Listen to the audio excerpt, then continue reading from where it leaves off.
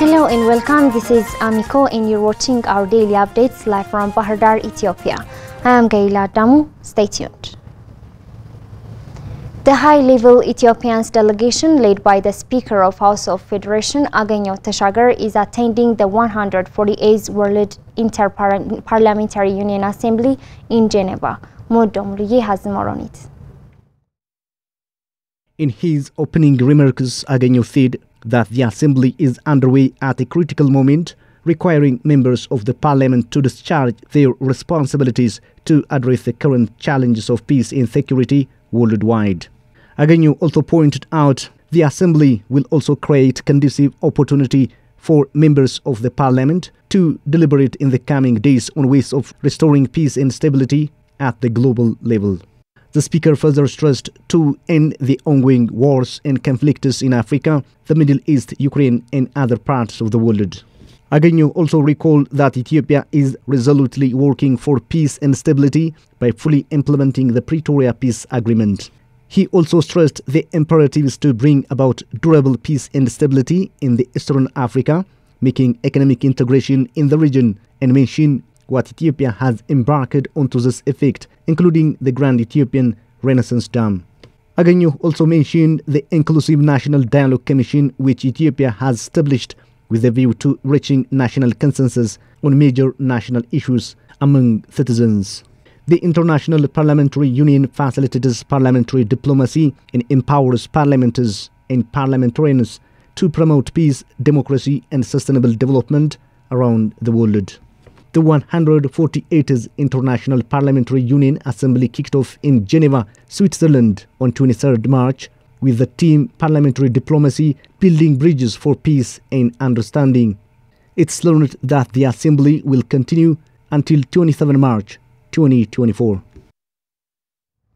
Foreign Affairs Minister Taye Asqasilase has discussed with his Maltese counterpart to strengthen bilateral relations between the two countries. Ranwar Qanat tells us more.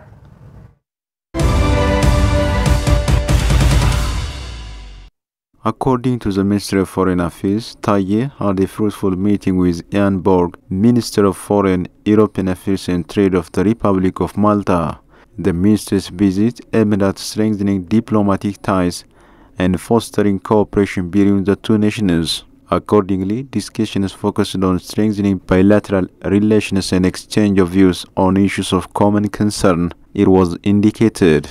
Ambassador Taye congratulates the government of Malta for its Organization for Security and Cooperation in Europe chairmanship. Taye also appreciated the government of Malta for playing a positive role in multilateral forums, including the United Nations Security Council, by taking a reasonable and balanced position on pressing global peace and security issues. During the visit, Minister Borg engaged in high-level meetings with key Ethiopian government officials, including Prime Minister Abiy Ahmed, to explore opportunities for further collaboration and partnership. This discussion would allow deepening the understanding and friendship between the people of Ethiopia and Malta. The two countries are working together to enhance their cooperation in various fields. They have also signed Memorandum of Understandings on Aviation, Tourism and Diplomatic Training.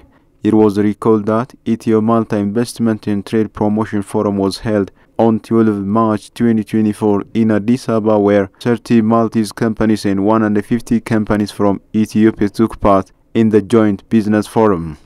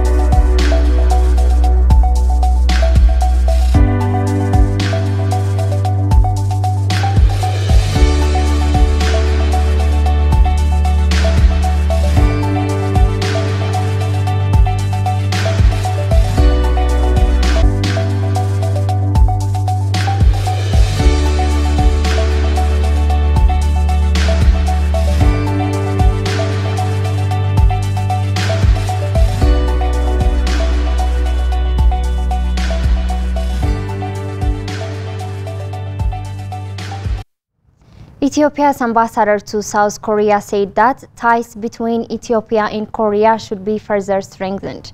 Fivandil Nessa has more on it.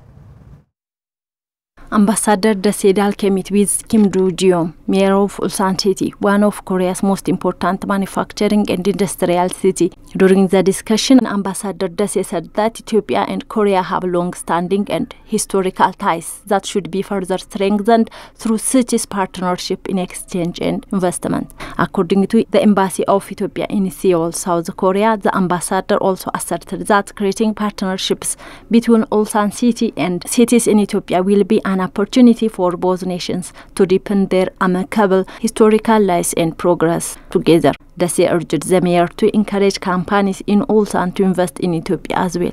Ulsan Mayor Kim Do-jeom, on his part, said that his office will consider establishing exchange and investment partnerships between Ulsan City and Ethiopian cities. The mayor emphasized Ethiopia's strategic significance in exporting products such as Hyundai cars to the African market. Do pledges that his office will closely collaborate with the embassy to encourage companies in Ulsan to invest in Ethiopia and gain access to Africa's huge market. Ambassador Dase visited Hyundai Motors company. Prosperity Party Vice President Amhara said that his ruling party has delivered on its promises through the effective execution of the national mega projects. Brahan Workana tells us more. Addis Ababa Prosperity Party Members Forum was held at the newly built Adwa Victory Memorial under the theme Putting Words into Action for the Ethiopia Prosperity. In his keynote address to the forum, Vice President of Prosperity Party Amhara underlined the party has carried out extensive and successful activities in a few years. Adam stated that under the leadership of the Prosperity Party, Ethiopia has achieved great success in all-round development activities following the implementation of the homegrown economic reform program. In particular, Adam mentioned the ongoing massive development activities that have been carried out to make the capital Addis Ababa modern and comfortable for living. Therefore, these huge development projects being executed have proved that the incumbent government is successfully putting words into actions, Adam elaborated. Adam further mentioned that efforts are being made to make Addis Ababa a showcase of the national success story narrative, he said, adding that the ruling party will work diligently to respond to the questions raised by the public in various forums. The vice president also stresses the need for strengthening internal party discipline, unity, solidarity and brotherhood among the party members. On her part, Mayor of Addis Ababa City Administration Adanecha Abebe said the multifaceted development and modernization activities being carried out in Addis Ababa are even receiving appreciation internationally. Given the massive infrastructure development in Addis Ababa, the mayor underscored that there is sufficient evidence that these projects have been changing the face of the city and increased its economic and social activities. Adanech, who is also the executive committee member of Prosperity Party, elaborated that the ruling Prosperity Party passed through difficulties over the last years. She revealed that the party has overcome challenges due to the persistence of its political goals and principles. Adanech added the multifaceted successes that Prosperity Party has recorded will provide inspiration and motivation to realize the party's future ambition. Spain's ambassador to Ethiopia highlighted cooperation between the two countries and emphasized further collaboration. And Netanyahu has more.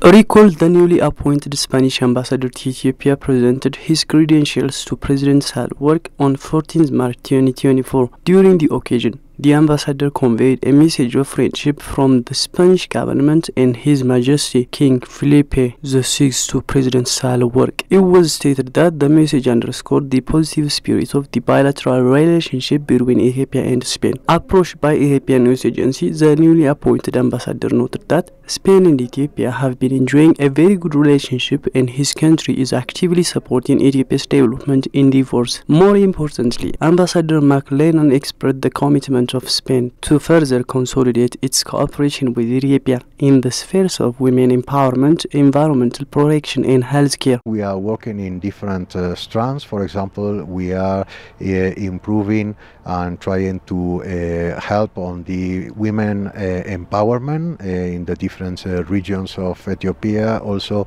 in the field of specialized health in different hospitals around Ethiopia, and finally in our common fight against climate change.